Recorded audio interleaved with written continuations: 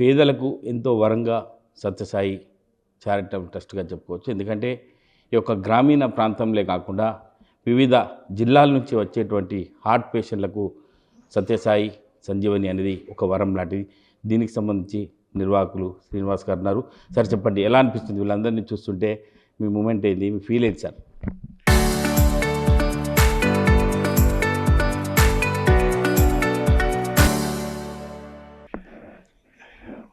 మన జీవితము ధన్యమైందని చెప్పవచ్చండి.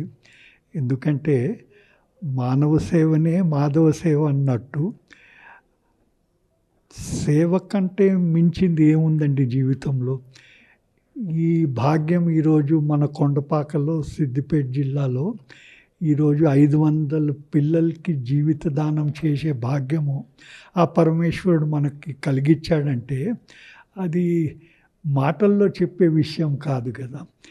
రేపు ఈ పిల్లలది ఆ జీవితము పెద్దగయ్యాక వాళ్ళు ఏమిగా తయారవుతారో, ఎటువంటి మంచి మన దేశానికి, రాష్ట్రానికి, సమాజానికి చేస్తారో సమయం చెప్తుంది.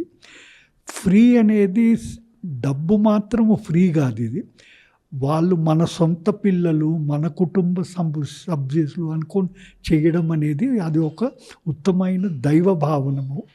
ఇది నిజంగా ఒక దైవ సేవ సంస్థ. ప్రతివాడు కూడా లేకపోతే పిల్లవాడు కూడా ఒక దైవ సంభూషణ ఒక పాత్ర అనుకొని మేము సేవ చేస్తాం వాళ్ళకి. అండ్ అన్నీ సక్సెస్ఫుల్గా అవ్వడం అనేది అది దైవ కృప తప్ప వేరే లేదు. Sathya Sai Sanjeevini teams, doctors, surgeons, nursing teams, technicians, ప్రతి ఒక్క కార్యకర్తుడు కూడా వాళ్ళ ఒక సేవ గురించి ఎంత చెప్పినా తక్కువది. ఇది ఎందుకు సాధ్యం అవుతుందంటే పని చేయరు ఇక్కడ ఎవరు, అందరూ సేవాభావనతో సేవ చేస్తారు. మనం ఒక దేవాలయంలో పోతే ఏం చేస్తాము, మనం అంతెంత బాగా చేద్దామనే కదా దేవాలయం పోని సేవ చేస్తాము. ఇది ఒక సేవా దేవాలయం. ఇది ఇక్కడ సేవ చేయబడుతుంది. ఇది ఈరోజుకి 500 అయిందండి, బట్ ఇంకా ముందు చాలా చాలా అవ్వబోతుంది. ఇది ఇప్పుడు జనాభా కూడా ఇక్కడ పెరుగుతున్నారు. పేషెంట్స్కి మీలాంటి మీడియా ద్వారా ఎంతోమందికి తెలుస్తుంది కూడా, వాళ్ళందరూ రావడం జరుగుతుంది. ఇది ఒక దేశంకి ఒక పెద్దమైన సమస్య అండి. చిన్నపిల్లలు గుండె జబ్బుతో పుట్టడం అనేది దేశకు ఒక పెద్ద ప్రాబ్లం. ఇది సత్యసాయి సంజీవిని ఒక ఏకమాత్ర సంస్థ ఈ ఒక ప్రాబ్లంకి నివారణ చేయడానికి ఇంతో అంత మేము మా సేవ చేస్తున్నాము. అంటే డబ్బు శాశ్వతం కాదు, మానవ సేవే మాధవ సేవ అని చెప్పి సంకల్పంతో మీరు ముందుకెళ్తున్నారు. అంటే ఎట్లా అనిపిస్తుంది వీళ్ళందరినీ చూస్తుంటే? పేద పిల్లలు వివిధ రాష్ట్రాల నుంచి వచ్చి కూడా ట్రీట్మెంట్ చేసుకుంటున్నారు.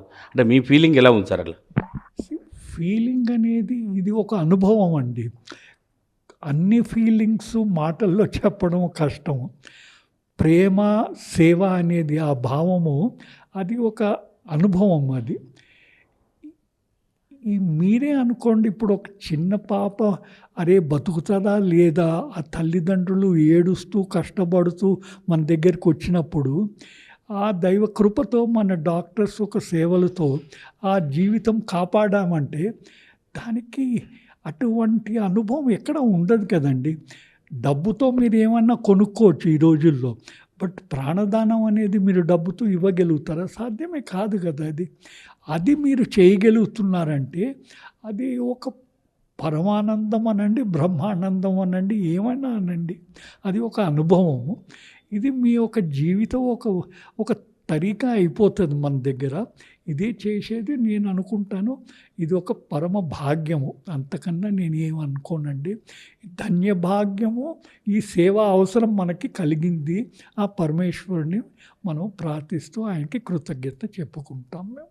అంటే రాబోయే రోజుల్లో ఆపరేషన్లకే ముగింపు కాదు, రీసెర్చ్ సెంటర్ పెట్టాలని చెప్పి ప్రధానంగా మాజీ మంత్రి హరీష్ రావు కూడా ఆలోచన చేశారు. మీ దృష్టికి కూడా తీసుకొచ్చారు కాబట్టి భవిష్యత్తులో ఎటువంటి కార్యక్రమాలతో ముందుకెళ్తారు? ఇప్పుడు ఒక వ్యాధితో ఎవరన్నా మన దగ్గరకు వస్తే ఆ వ్యాధి నివారణ చేయడం ఆసుపత్రి యొక్క ప్రథమ పని. బట్ వ్యాధి ఎందుకు అవుతుంది, ఏమిటి ఆ కారణం, ఏ కారణాల వల్ల వ్యాధులు అవుతున్నాయి అనేది కూడా గుర్తించాలి కదా మనము. మీరు ఎల్లప్పుడూ వ్యాధులు నివారణ చేయడం అంటే అది క్యూరేటివ్ హెల్త్ కేర్ అంటారు. బట్ ప్రివెంటివ్ అండ్ రీసెర్చ్ కూడా ఇంపార్టెంట్ కదా. ఎందుకు, ఏ కారణాల వల్ల, ఇది తినే తిండి వలన, లేకపోతే పీల్చే గాలి వలన, తాగే నీళ్ళు వలన, జెనెటికల్లీ ఇది ఏమన్నా సమస్యలు ఉన్నాయా, ఇవి తెలుసుకోవాలి. ఇది ఏమవుతుందంటే మేము ఇక్కడ ఈ టిష్యూస్ కలెక్ట్ చేస్తాము, డేటా కలెక్ట్ చేస్తాం పేషెంట్స్ నుంచి. అది చాలా వాల్యుబుల్ అవుతుంది మాకు. దాంతో మేము research, genetic research, multifactorial research మేము చేయబోతున్నాము. అది చాలా ప్రథమంగా ఇంపార్టెంట్. అది సైంటిఫిక్ అప్రోచ్ చాలా ప్రధానమండి. లేకపోతే ఏమవుతుందంటే వ్యాధికి కారణం మీరు గుర్తించకపోతే ఎంతకాలం మీరు చేయగలుగుతారు? రేపు ఇది ఎంతో చేయలేని సమస్యగా అయిపోతుంది. అందుకు ఇది చాలా ఇంపార్టెంటు. ఈరోజు మీకు తెలుసు, డేటా అనాలిసిస్ అంటారు, జెనెటిక్ రీసెర్చ్ అంటారు, ఇవన్నీ మేము చేయబోతున్నాము. ఎందుకంటే ఇటువంటి సమస్యల్లో మనకు ఆ డేటా దొరుకుతుంది, ఆ టిష్యూ దొరుకుతుంది మీ దగ్గర. అండ్ గొప్ప ఏంటంటే చాలామంది ఇక్కడ వచ్చేవాళ్ళు కూడా, అరే రేపు ఇంకొక పిల్లవాడు పరివారానికి ఈ కష్టం రాకూడదు అని ఒక ఉత్తమ భావం వాళ్ళలో. వాళ్ళు డబ్బు కోసం అనుకోరు, ఎందుకంటే ఇది ఉచితంగా దొరికిన ఒక సేవ. ఇది రేపు ఒక 10 మందికి ఇది అవ్వకూడదనే ఒక పెద్ద భావనతో వాళ్ళు రీసెర్చ్ డేటా మనకి ఇస్తున్నారు. ఇది మేము ప్రారంభం చేయబోతున్నాం. ఇప్పుడు మెల్లగా స్టార్ట్ అయింది కొంచెం ఇక్కడ. అంటే హాస్పిటల్కి వచ్చేవారికి, అతిథులుగా వచ్చేవారు ఇది హాస్పిటల్ కాదు, ఒక దేవాలయంలాగా అభివర్ణించుకుంటున్నారు. కాబట్టి అంటే పెద్ద పెద్దవారు దేవాలయంలో అనుభవిస్తున్నారు, కనిపించే దేవుడు శ్రీనివాస్ గారు అని చెప్పి ప్రధానంగా మాజీ మంత్రి హరీష్ రావు చెప్పిన మాటలు చూస్తుంటే మీకు ఎలా అనిపించింది సార్ ఆ విషయంలో? ఇప్పుడు అది ఆయన పెద్ద మనసు, ఆయన పెద్ద మాట. నేను దాని గురించి నేనేం చెప్పను. ఎందుకంటే అన్ని రూపాలు దైవ రూపాలే అండి. అది ఒక ఉన్న మాట. అది మన దృష్టి ఎట్లుంటుందో సృష్టి అలాగ ఉంటుంది. ఇప్పుడు మీకు మంచి దైవ రూపంగా అందరూ కనపడితే అలాగే మీకు కనపడతారు. అది ఆయన చెప్పిన పెద్ద మాట. ఆయనకి ఎందుకంటే అనుభవం ఉంది ఆయనకి. ఎందుకంటే ఆయన ఏదో నాకు ఒక మాట చెప్పడంతో అది కార్యరూపంగా మార్చే భాగ్యం నాకు కలిగింది కదా.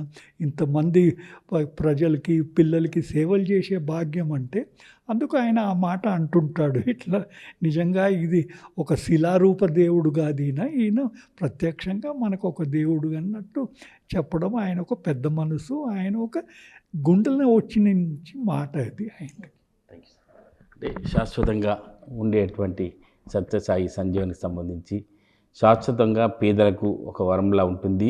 డబ్బు శాశ్వతం కాదు, పేదలకు సేవ చేయడమే లక్ష్యంగా ముందుకెళ్తున్నా అని చెప్పి శ్రీనివాస్ సార్ చెప్తున్నారు. కెమెరామెన్ ఎల్లోర్తో మహేష్, RTV, సిద్దిపేట జిల్లా.